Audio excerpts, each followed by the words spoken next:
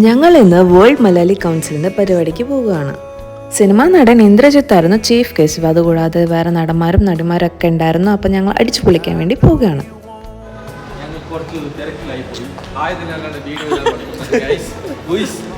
പരിപാടി നടക്കുന്നത് Qatar convention സെൻറ്ററിലായിരുന്നു. അപ്പോൾ അവിടെ നമ്മൾ പോയി. അപ്പോൾ ഇതെനിക്ക് ഷൂട്ട് ചെയ്യണം എന്ന് പറഞ്ഞു കഴിഞ്ഞാൽ അവർ ചെയ്യിപ്പിച്ചതാട്ടോ. ബീച്ച് വേവ് മസ്തി നൈറ്റ് അങ്ങനെയായിരുന്നു പരിപാടിയുടെ പേര്. നമ്മൾ വന്നപ്പോൾ ഏകദേശം തുടങ്ങിയിട്ടുണ്ടായിരുന്നു. എന്തായാലും ഇന്ദ്രജിത്തിൻ്റെ പാട്ട് അടിപൊളിയാട്ടോ, സൂപ്പർ. അതുപോലെ എല്ലാവരും പരിപാടി നന്നായിട്ടുണ്ടായിരുന്നു.